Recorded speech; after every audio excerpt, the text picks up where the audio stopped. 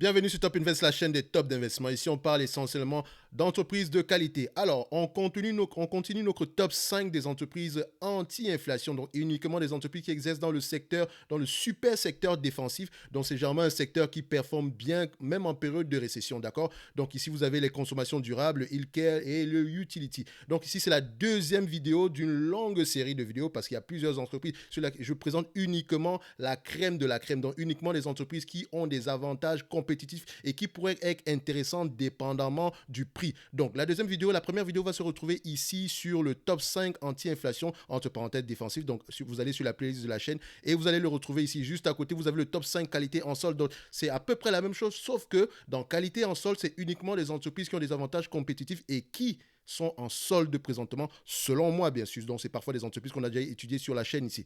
Donc, ici, on va rapidement ici. La première entreprise ici, c'est Estée Lauder Company. Donc, Estée Lauder Company vend essentiellement des produits de beauté. Donc, c'est un peu comme le L'Oréal, mais c'est une entreprise américaine, mais elle fait à peu près la même chose que L'Oréal. D'accord? Donc, vous pouvez retrouver des marques, par exemple, comme les parfums Zegna. Vous pouvez également retrouver la marque Clinique d'Arfin. Vous allez retrouver Aveda, Aramis. Donc, c'est essentiellement des produits de beauté. D'accord? Donc, quand vous regardez ici maintenant, regardez les marges de l'entreprise. Croissance des revenus, stabilité des marges, même si en tout cas sur les dernières années, c'est un peu sport. Mais les marges opérationnelles sont à peu près croissantes, alors que les marges sont décroissantes. Vous voyez également ici que le bénéfice par action a tendance à croître. Regardez le dividende. Nous avons un dividende qui est croissant depuis plusieurs années, stable et croissant, c'est l'essentiel. Donc ici, les free cash flow sont aux alentours d'une moyenne de 2 milliards par an. Est-ce qu'au prix actuel, justement, cette entreprise pourrait représenter une opportunité d'investissement? Maintenant, ça dépend de vous. Donc, normalement, vous devez faire vos propres devoirs. Donc, ici, c'est une entreprise qui mérite d'être dans n'importe quel watchlist parce que quand le marché se retourne, parce que moi, j'appelle ça la période de solde, investissez uniquement dans la qualité. En date d'aujourd'hui, par exemple, si l'entreprise vous reverse la totalité des free cash flow en termes de dividendes par rapport à la valorisation actuelle, vous aurez un rendement de 2,32%. Vous savez que nous, ici, le dividende, c'est important, mais on pense en termes de rendement aux actionnaires qui est le rendement des free cash flow. Donc, ici, on a 2,32% alors que le dividende actuel est de 1%, ce qui veut dire que si vous distribuez la totalité des dividendes en date d'aujourd'hui, vous aurez 2,32%. Donc, il y a une croissance. Si le prix reste correct, ici, vous n'aurez pas plus de 2,3% s'il n'y a pas de croissance en termes de revenus, ni de croissance en termes de free cash flow. Mais ça reste une très, très belle entreprise à regarder également. Donc, la deuxième entreprise sur la liste ici, on passe directement, elle s'appelle General Mills. Donc, c'est le sixième grand... Donc, excusez-moi, je le fais en live. Donc, c'est le sixième grand groupe mondial, enfin, quand je dis sixième grand groupe mondial, c'est le sixième mondial en termes d'agroalimentaire. D'accord? Donc, généralement, vous allez retrouver des produits, voilà, de consommation courante hein, pour les petits déjeuners. Donc, c'est un peu comme, voilà, vous allez retrouver des cornflakes, des choses comme ça. Donc, ici, je veux juste vous montrer ici qu'est-ce que l'entreprise fait généralement. Donc, on va aller sur le Global Overview. Est-ce qu'on a les marques ici rapidement? OK. Donc, on constate qu'on a des marques ici, voilà, Lucky Charms, voilà, des Pops, voilà, Yop, Yoplait, vous connaissez tous. En tout cas, certains connaissent. Dans tous les cas de figure, ici, quand vous regardez les marges de l'entreprise, croissance, stabilité des revenus, les revenus sont à peu près stables, c'est normal, c'est une compagnie mature. Nous avons des marges à peu près stables également ici. Donc la marge opérationnelle également, vous voyez les bénéfices nets par action ont tendance à croître. Ici, les free cash flow sont aux alentours de 2 milliards 500 par an ici et elle vous verse un dividende actuel. Donc en termes de rendement du dividende ici, à quoi ça correspond en date d'aujourd'hui? Donc ça ne va pas être long, on va directement dessus. Donc on regarde le prix de l'action ici aujourd'hui en termes de PER. Ici, on a un PER aux alentours de 17 fois les bénéfices, mais attention, on a à peu près une période ici, voilà, il faudrait prendre ça avec des pincettes. Donc, je ne vais pas dire que c'est sous-évalué ou pas, donc ça mérite un approfondissement. Donc, ici, si l'entreprise vous reverse la totalité des free cash flow en termes de dividendes ici, donc on prend les free cash flow ici en date d'aujourd'hui, on le divise par, voilà, la capitalisation boursière, on est à peu près 6%. Donc, c'est-à-dire que le dividende actuel, s'il n'y a pas de croissance et que le prix reste actuellement ici, mais qu'on augmente uniquement le dividende, vous n'aurez pas plus de 6%. Donc, c'est à peu près correct ici. Donc, idéalement, on aimerait acheter une entreprise avec un rendement de free cash flow aux alentours de 10%, mais ça reste une excellente entreprise. Généralement, ici, c'est une entreprise qui verse un dividende depuis combien de temps? Sans doute, ça intéresse certaines personnes, mais je vous ai dit, le plus important, généralement, c'est de savoir si l'entreprise a la capacité de pouvoir continuer à avoir les free cash flow aussi stables. Donc, ça fait 32 ans qu'elle verse un dividende. D'accord? Je ne parle pas de la croissance du dividende année après année. Donc, ici, je parle uniquement d'un versement de dividende. Donc, ça reste une allocation du capital. Elle elle verse un dividende, elle rachète ses propres actions et regardez les marges, tout simplement extraordinaire. Dans tous les cas de figure, les entreprises ici que je vais vous présenter, si vous voulez qu'on aille en profondeur sur une entreprise comme je le fais généralement ici, regardez la chaîne, il y a plusieurs entreprises qu'on a analysées individuellement ici sur le plan quantitatif. Donc, n'hésitez pas à me le dire en commentaire également. Donc, ça reste une très belle entreprise. Au prix actuel, je ne sais pas si c'est correct ou pas, mais il y a peut-être quelque chose à jouer. Donc, ça, c'est General Mills, une entreprise extraordinaire. Maintenant, on passe à la troisième entreprise qu'on appelle Colgate-Palmolive. Je l'ai déjà étudié sur la chaîne ici. Donc, c'est une vidéo qui est disponible sur la chaîne. Vous pouvez aller la voir. Donc, je ne vais pas m'étendre sur Colgate-Palmolive. C'est également une compagnie qui exerce dans le secteur, qui vend des produits d'entretien ménager et de produits personnels. Donc, entretien des produits d'hygiène également personnels. Donc, à la fin de la journée, ça reste une très belle entreprise. Mais je ne saurais vous dire si le prix actuel est correct. Allez-y, regardez la vidéo qui est disponible sur la chaîne. Vous allez juste à l'onglet recherche ici. Vous tapez Colgate, d'accord, on fait comme ça, Colgate, boum, on arrive. Colgate-Palmolive, vous allez l'étudier, vous allez essayer de voir qu'est-ce qu'on a dit à ce moment-là. Dans tous les cas de figure, c'est une très belle entreprise qui mérite d'être dans n'importe quelle watchlist. Donc, on continue avec la quatrième entreprise. Nous avons Constellation Brands. Donc, Constellation Brands, ici, c'est une entreprise qui vend essentiellement des produits brassicoles, donc des produits alcoolisés. Donc, généralement, elle a des opérations aux États-Unis et elle vend une marque en particulier. Donc, elle vend de la bière, du vin. Donc, vous pouvez voir ici quelles sont les marques de Constellation Brands. Vous avez voilà, ce qu'ils appellent les Corona Seltzer, donc c'est essentiellement voilà, des produits un peu sucrés, donc c'est de la bière un tout petit peu sucrée, aromatisée, donc c'est très populaire en ce moment. Vous avez du whisky, vous avez la marque Corona, vous avez la marque Modelo. Attention, petite précision, c'est une entreprise qui a le droit de vendre la marque de bière Corona et la marque de bière Modelo en Amérique du Nord. Parce que, en fait, en réalité, si vous allez en Europe, la marque Corona et Modelo est vendue par qui?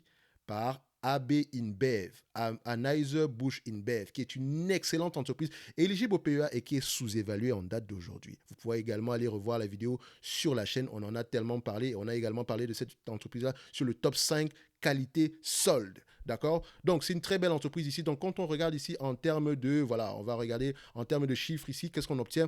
On a une croissance des revenus. D'accord? C'est une entreprise qui est en croissance, mais elle est de plus en plus mature. Donc, il y a de moins en moins de croissance. Quand vous regardez ici, la croissance sur les 10 dernières années, c'est 12% ici. Est-ce qu'on regarde les marges ici? Les marges sont à peu près croissantes. Donc, elle a un pricing power tout à fait normal, comme toutes les entreprises que je vous ai présentées ici. Et également, vous constatez que, OK, les marges nettes ici sont à peu près en berne ici, mais c'est le free cash flow qui nous intéresse. On a des free cash flow en moyenne aux alentours de 1,5 milliard.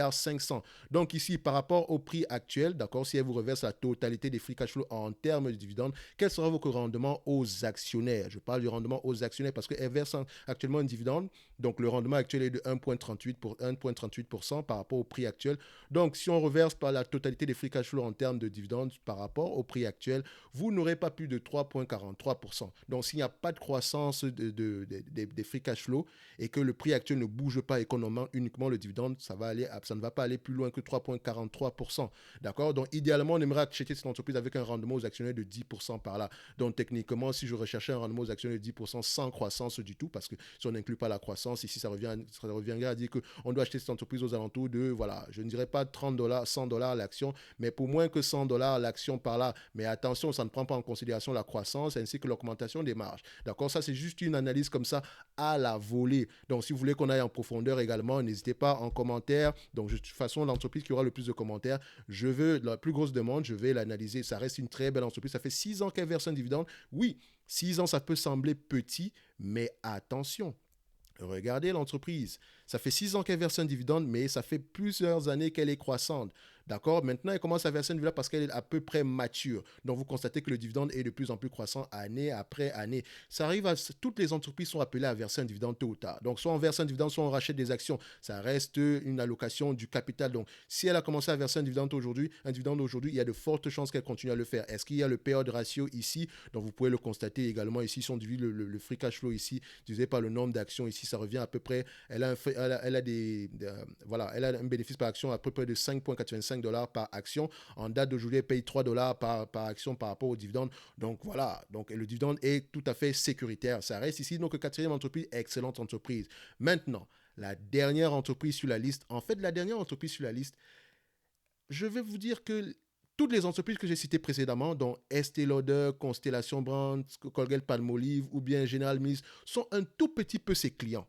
Pourquoi? Parce que cette entreprise, en fait, exerce dans le secteur, en fait, voilà, on va le dire secteur agricole, mais elle transforme les produits alimentaires, dont les produits agricoles, en produits spécialisés. Exemple, le maïs, les pommes de terre, elle va les transformer en amidon. Et l'amidon est utilisé généralement dans des industries comme l'industrie chimique, dont les industries pharmaceutiques, les industries des produits alcoolisés, dans les boissons. Également, vous allez les retrouver dans les industries comme, voilà, je dirais également les industries alimentaires. Donc, ça se retrouve partout. Donc, elle transforme ces produits-là en valeur ajoutée. Donc, attention, elle ne fait pas des chips avec. Non, pas du tout. Donc, cette entreprise, c'est une des... Voilà, regardez les marges. Ici, nous avons une stabilité, une croissance des revenus. Ici, vous constatez que sur les 10 dernières années, avant la période que vous connaissez, c'était à peu près stable. Donc, la période actuelle a permis à structurer l'entreprise et des marges très, très élevées. Est-ce que c'est durable? C'est la question qu'on va se poser. Mais on n'en est pas là, d'accord? Les marges, ils sont à peu près stables. Voilà, c'est une entreprise qui est à peu près aux alentours de 400 millions en termes de free cash flow, en termes de bénéfices nets ici. Donc, si on prend le 400 millions ici divisé par le nombre d'actions en date d'aujourd'hui, donc on a 400 millions divisé par le nombre d'actions, je ne prends pas en considération la dette, bien sûr. Donc, ici, ça revient à peu près à 5,88 par action. Donc, actuellement, l'entreprise cote à combien? Donc, c'est une entreprise qui cote à 86, 87 dollars par là. Donc, ça revient ici à un rendement par rapport à la voix des actionnaires ici aux alentours de 10%. Ah non, j'ai fait 57. Donc, on va prendre ici 5,8. On va le diviser ici par 87. Ça revient à peu près à un rendement de 6,66%, ce qui n'est pas mal, surtout que ça ne prend pas en considération une quelconque croissance.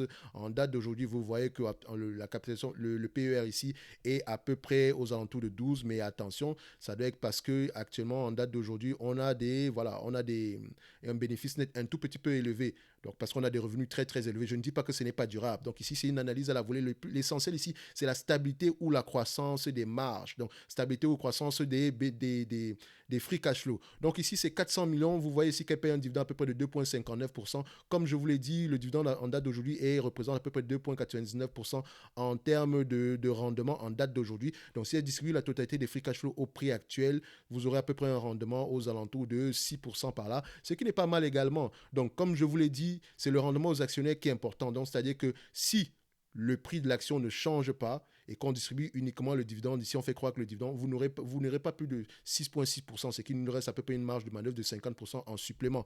Donc ici, généralement, je vous ai dit que moi, je recherche à acheter le 50%, je recherche à acheter une entreprise qui me verse à peu près 10% en termes de rendement aux actionnaires. Dans tous les cas de figure, ici, vous constatez qu'on a 12 fois les bénéfices. Maintenant, il faut regarder au niveau des rapports financiers, est-ce que c'est durable ou pas? Donc sinon, auquel cas, on aura une opportunité d'investissement. En date d'aujourd'hui, ça fait combien de temps qu'on verse un dividende? On va juste ici regarder.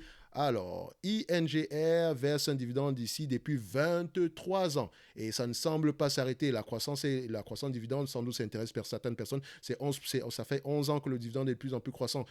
On l'a vu ici que techniquement, au prix actuel, ça revient à un rendement de 6,66% et le rendement du dividende actuel est de 3%. Donc, il y a une énorme marge de manœuvre en termes de croissance. Également, ils rachètent massivement leurs actions. Regardez, le nombre d'actions diminue avec le temps. Dans tous les cas de figure, c'est toutes des entreprises avec des avantages compétitifs qui exercent dans un secteur défensif. Donc, le secteur défensif, c'est celui qui performe le mieux quand la bourse, quand les marchés chutent généralement. Je ne dis pas que si vous achetez une entreprise présentement en date d'aujourd'hui, vous allez forcément gagner de l'argent en temps de crise. Non, il faut acheter à bon prix et acheter la qualité à bon prix. Et cette chaîne est uniquement basée sur les entreprises de qualité. Top Invest, la chaîne des top d'investissement. Ici, on parle essentiellement d'entreprises de qualité. Donc, n'hésitez pas à aller regarder ces entreprises en profondeur et dites-moi dans les commentaires laquelle parmi ces entreprises-là qu'on pourrait étudier individuellement, du moins sur le plan quantitatif. D'ici là, on se donne rendez-vous sur la prochaine vidéo de Top. Donc, il nous reste encore au moins une dizaine de vidéos à faire dans ce secteur-là uniquement, dans ce super secteur uniquement. Après, on passera aux autres secteurs. Donc, je vais vous donner uniquement la crème de la crème. Et comme ça, vous pourrez prendre les meilleures décisions possibles.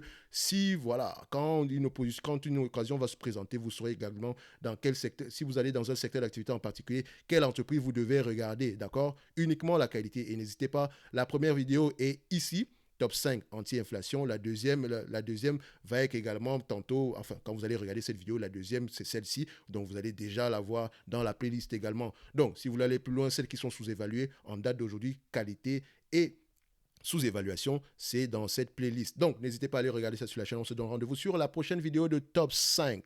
Merci.